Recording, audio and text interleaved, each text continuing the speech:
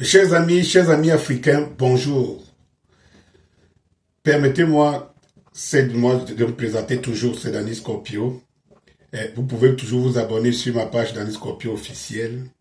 Et comme toujours il y a des restrictions, partagez toujours les liens au maximum pour que vous soyez toujours au courant de mes publications. Vous savez, l'Afrique en a besoin aujourd'hui plus que jamais. Nous sommes un peuple.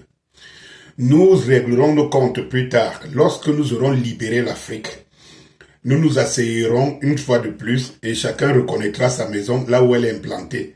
Que ce soit au Cameroun, en Côte d'Ivoire, je ne sais pas, en Guinée, ou je ne sais pas encore, au Congo et tout, chacun rentrera dans sa maison. Mais pour le moment, la patrie Afrique nous appelle.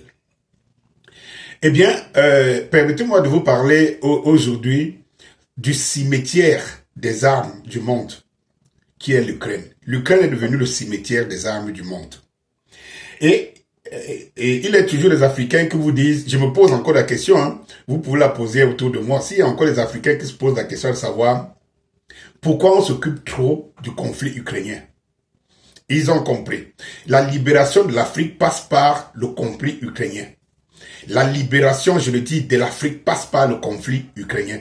Parce qu'en Ukraine se battent deux forces. Une force qui est la force impérialiste africaine, ça veut dire que les Occidentaux, et une autre force qui est la force de libération africaine, qui est la Russie. Et donc, quand ces deux superpuissances sont en train de s'affronter, contrairement à ce qu'on nous a fait croire depuis longtemps, et que non, c'est l'Ukraine qui combat avec la Russie, il faut savoir que ces deux forces s'affrontent amèrement sur le territoire, sur le théâtre ukrainien. Et Dieu seul sait le prix que les Ukrainiens auront à payer pour avoir servi de cobaye et pour les Occidentaux impérialistes. Et quand je parle de cimetière de l'Ukraine, rendez-vous compte qu'aujourd'hui, les armes qui se trouvent en Ukraine, il n'y a que l'arme nucléaire qui ne se trouve pas en Ukraine. Toutes les armes du monde sont en Ukraine. Je peux même dire, même les armes expérimentales. Et c'est encore l'occasion ici pour des gens qui prennent la Russie pour un petit pourquoi. Eux-mêmes les Occidentaux reconnaissent que la Russie est une superpuissance mondiale en matière militaire. Comment pouvez-vous expliquer que tout le temps, aujourd'hui l'Ukraine est aidée au moins par 43 pays occidentaux et alliés. 43 pays fournissent les armes. L'Ukraine aujourd'hui est le pays le plus armé au monde. Un des pays les plus armés au monde, l'Ukraine. Et un des pays où se trouvent les armes de tout calibre et de toute marque au monde.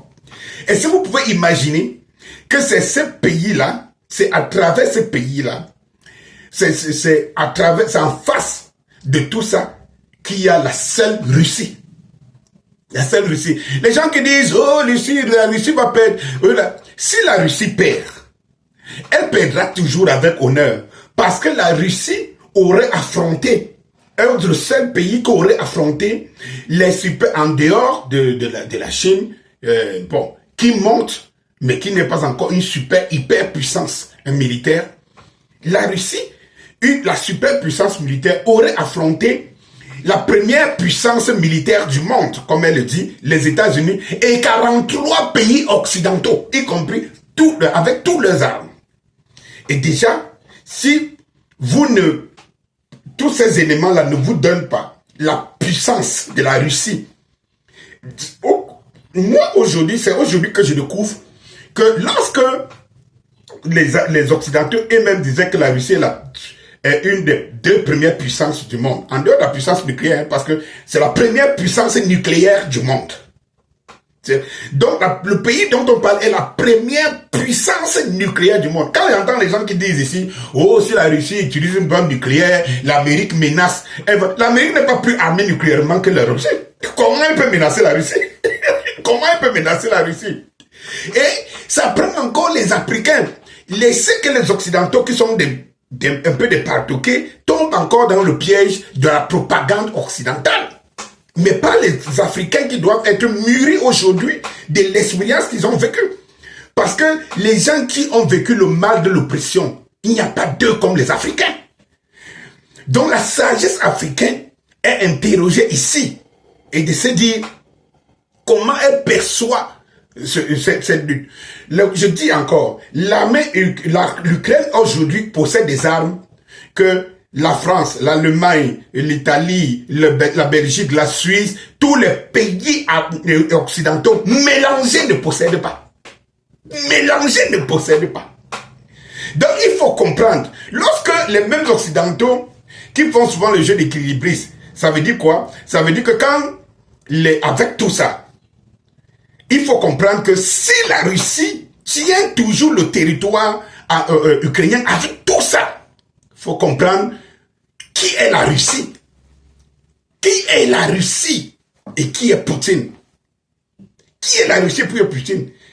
Poutine a en face de lui toutes les armes du monde. Ça veut dire c'est tous les fabricants d'armes du monde, en dehors de la Corée, de la Chine, tous les fabricants d'armes occidentaux du monde ont toutes les armes en Russie. Aujourd'hui, en Ukraine, aujourd'hui, si la France, un pays comme la France est attaqué, même l'Algérie peut battre la France. La France n'a rien. La France avait combien de canons César au début de la guerre qui lui sont propres. La France aujourd'hui possède combien de canons César dans son propre pays pour défendre son propre pays.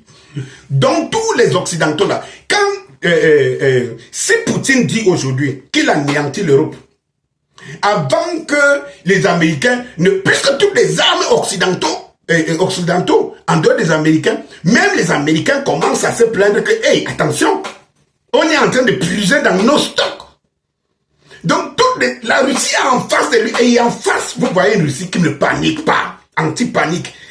Lorsqu'ils ont envoyé toutes ces armes, naturellement, l'Ukraine devrait avancer. Devrait même avoir récupéré tous les 20% des territoires ukrainiens. Donc, ils prétendent que la Russie a annexé.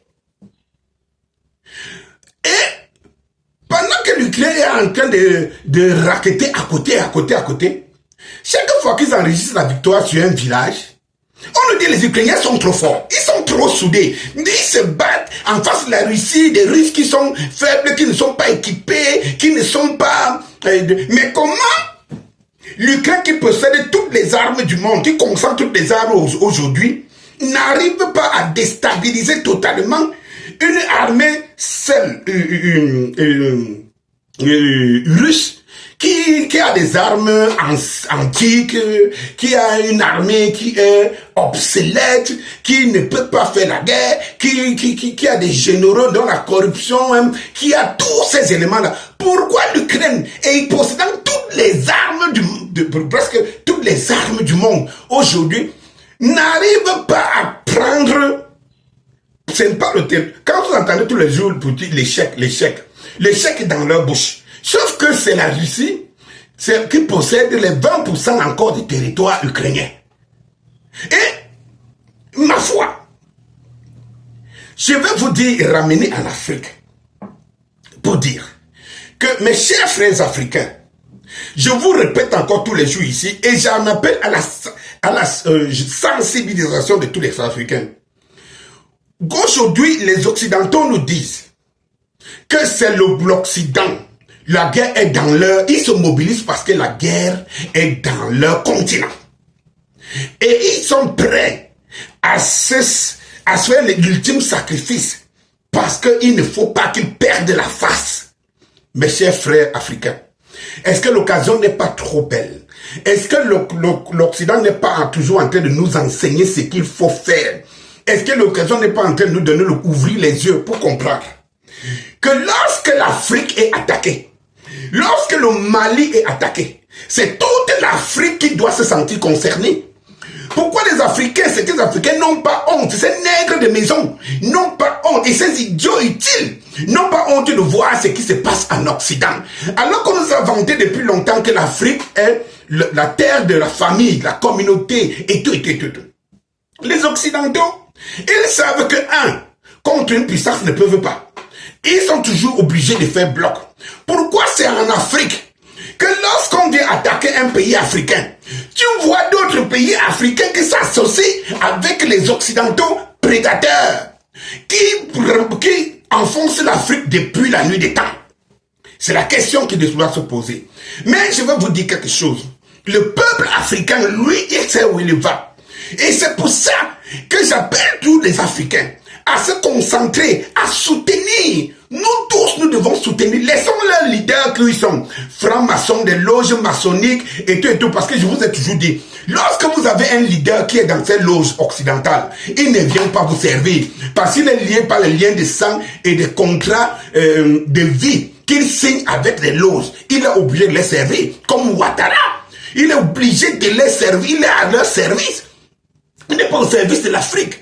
Et donc, je voudrais vous dire ici en conclusion, mes chers frères et sœurs, ce qui se passe au Mali, ce qui se passe en Burkina Faso, pour ne dire que c'était que les deux pays là, en mettant aussi dans la gibecière les Kenny Seba, les Nathalie Yam, ils sont nombreux des panafricanistes engagés pur, mûrs et durs.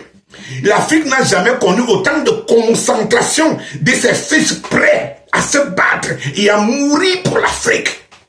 Prêts à venger les milliers de sang ivoiriens, prêts à venger le sang de Ruben Oumniebe, Ernest Ouandji et tout cela au Cameroun, prêts à venger le sang des millions de Rwandais, prêts à venger le sang des Congolais, le sang des Centrafricains. L'heure est venue pour qu'on se réveille. Soyons debout. Et nous sommes des supporters de Poutine. Pourquoi l'Amérique envoie une menace aux jeunes Traoré au Burkina Faso en lui disant il ne veut pas de Wagner. Wagner, c'est aux États-Unis, c'est l'Afrique. Puisqu'ils disent qu'ils sont prêts à se battre jusqu'au dernier Ukrainien, parce que la guerre est en Europe, l'Ukraine qui n'est pas l'OTAN, qui n'est pas l'Union européenne, mais ils se sentent européens parce qu'ils ont choisi l'Europe. L'Europe est prête à se battre pour ça. Il est légitime pour tous les Africains de se battre lorsqu'un pays africain est attaqué par des Occidentaux. Nous réglerons nos problèmes en Afrique nous-mêmes. Et nous devons botter dehors. Nous devons être des adversaires farouches de ces leaders qui prêtent encore le flanc et qui sont les sous-prophètes des Occidentaux. Bonjour.